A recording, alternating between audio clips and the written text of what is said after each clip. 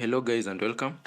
In today's video I want to show you how you can manage to score more than 900 points in your CapSim capstone simulation.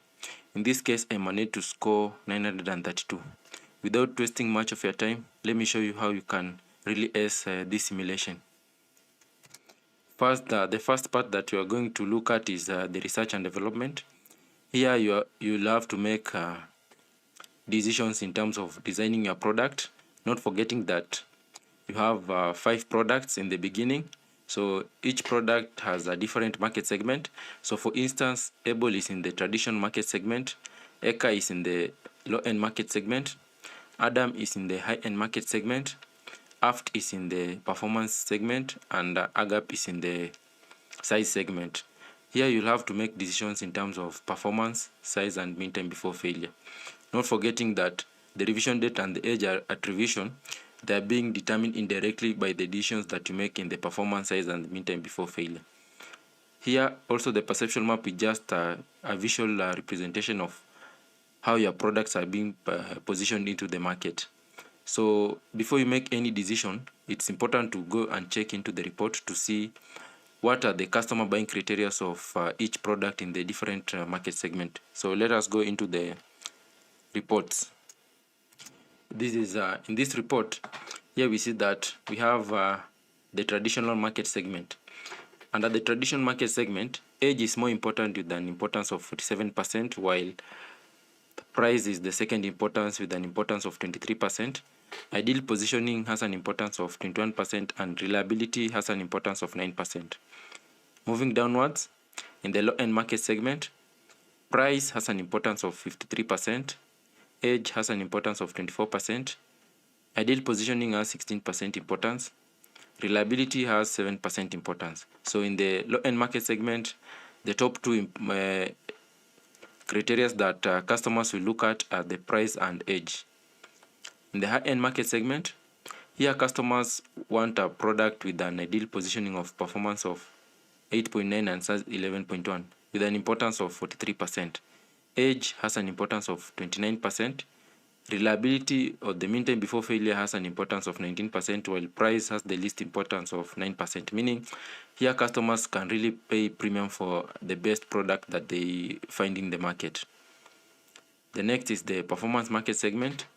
Under the performance market segment, here reliability has an importance of 43%, ideal positioning has an importance of 29%, price has an importance of 19%, while age has an importance of 9%.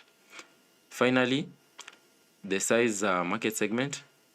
Here we see that ideal positioning has an importance of 43%, age has an importance of 29%, reliability has an importance of 19%, while price has an importance of 9%. So the first decisions that we're going to make is the research and development. So first we are going to start with Able. Here we see Able, you can give it a performance of 6.0 and size of let's say 14. With the mean time before failure of we can increase it to 19,000.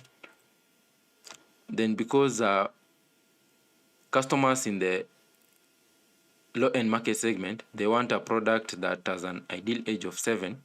So if we decide to change the performance and size of the Eka product, we realize that the age is going to be reduced into half, either if we do the mean time before failure, the performance, or the size.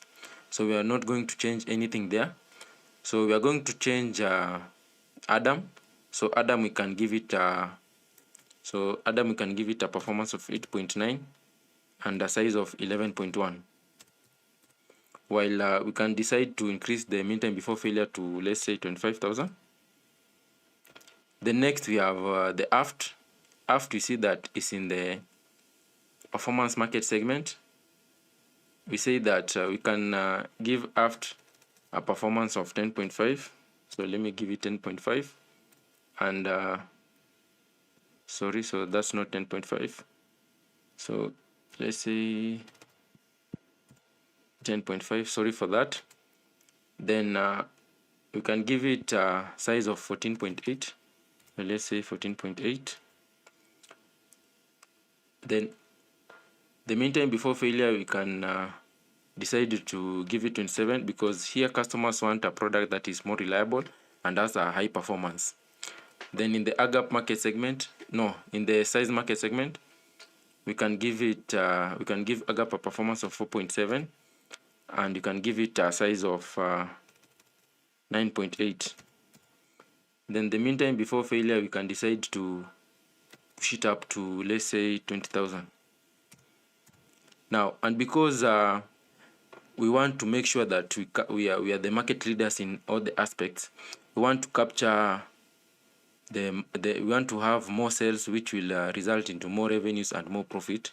We are going to introduce a new product, so I'll label it as X. So X, because I want X to sell in the size market segment, I'll give it a performance of let's say 5.4 and a size of 8.8 with a mean time before failure of 21,000.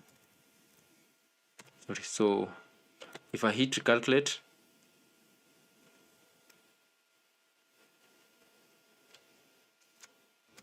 we see that the revision date has popped up and Able is coming out on June.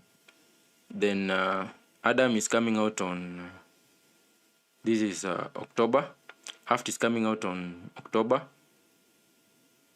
AGAP is coming out on October. Then Axe, which is the new product, is coming out not next year but the other year in June. So those are my decisions in R&D. So let's go to marketing. Under the marketing page, here I'll decide that I'll give all my product a promotion budget of 2,000. So I'll just start with the promo budget. So I'll just say, let me just give all of them 2,000 because I want to make sure that I have increased my awareness. Then also my accessibility, which is being determined by the sales budget, I'll also decide to give it 2,000. So I want to give it 2,000.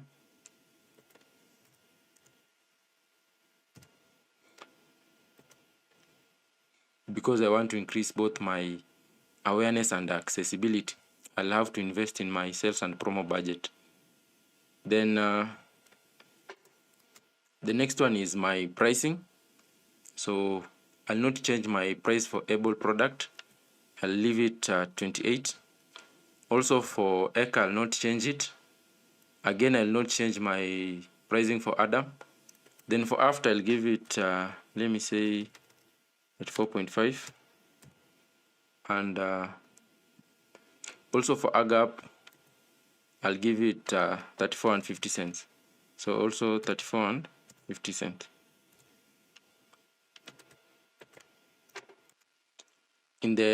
In my forecasting, because I've made another video on how you can forecast on your product. Well, I forecasted and noted that I'll be able to manage 1,560 units in Able. Then I can manage to sell 2,320 units in Eka. I will also manage to sell 680 units in the high end, so 680. Then also in the Aft market segment, or in the performance market segment, Aft will manage to sell 600 units, and AGAP will manage to sell 550 units. 550 units. So I'll recalculate. After recalculating, we see that we have my benchmark prediction. So this benchmark is just it just shows you the approximation but not the real value. So the next thing is production. Under production, here we make decisions in 3 areas. So we have the production schedule, we have the capacity area, and the automation area. So we'll start with this production schedule. Because I'm projecting that I'll be able to sell 1,560 units and I have 189 units in inventory. I can decide to produce, let me say I'll be able to produce 1400 in this one. Then for this one, so let's say 2310. Then in the other markets, in the high-end market segment, which is product other, I'll manage to produce 650 because we have this inventory. So I'm just trying to factor in the inventory and the production after adjustment. Then aft, I'll say 550, and agap I'll say 480. So I'll recalculate. After recalculating, we see that this production after adjustment is lower than production schedule. So this can be attributed to, let me say, the AP, the account payable and the account receivable, because if maybe you don't pay your suppliers earlier, they not be able to deliver the materials on time. So my production after adjustment is lower than my production schedule. So next, let's go to capacity. And because my second shift production is less than 0%, and I feel like I'm having idle capacity, I can decide to sell some capacity in this plant. So I'll sell 300. Then for this one, because I feel like I'm going to have an increase in demand, so I'll buy a capacity of 100. Then for this new product, because I want to sell it in the coming future, I'll have to invest in its production. So I'll invest in a capacity of 300. So let me just calculate. Now, after recalculating, we see that I'm having here is the amount of money that can, so this is the maximum investment, the amount of money that I can be able to spend in this round in the production area.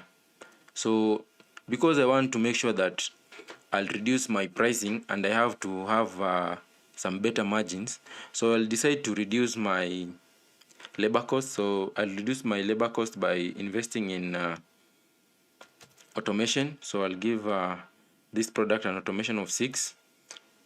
This low end, I'll give it an automation of 7. So in this simulation, make sure that with this low end product, ensure that you are automating it as fast as possible, because you want to save on, you want to reduce the labor cost, and you want to make some margins. Then in the performance product, in the performance market segment, this product I'll give it an automation of 4, because there the materials are expensive, and I'm trying to get the margin by reducing the labor cost. So let me say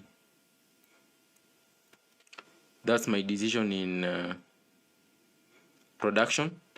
Before I venture into the finance segment, let me check on my balance scorecard to see what are my projections in this round. So if you look at my balance scorecard, I see that I'll not be able to make more profit in this round, because most of the fund is being used in the development of the plant. So I'll not be able to have more profits. Then my contribution margin is low. Also, my days of working capital is less. So to increase my days of working capital, I'll have to go into the finance. So before I go into the finance, also I'll check the ratios. So let me check my ratios in this round to see what are my ratios, what am I positioning. So my cash flow is negative, because most of my funds is being used to fund the plant.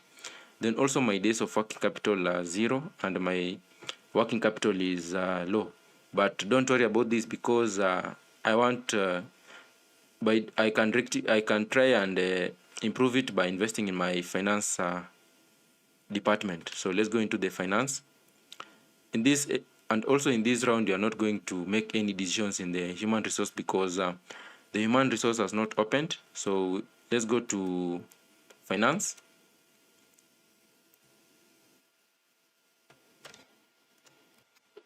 Under the finance, we see that I'm being projected that I'll be having a negative, so these are signs of emergency loan. But since I have various ways where I can get the funds, so I'll decide to issue stock worth of 10,000. The current debt also worth of 10,000, and I'll issue long-term debt the maximum, so I'll take 18,994. Then I'll calculate. So after calculating, I'm having my cash position as of December 2024 is 30. So this is 30,403. So let me check on my balance scorecard to see if I have improved. So I'll come into my pro forma. If I check on my balance scorecard, I'm projecting that my score for this round is 59.8 out of 82. So this is good, because this being the first round, we are just focusing on improving and developing our plant, so that in the later rounds we can focus on making profit. So that's it for today, guys. Let me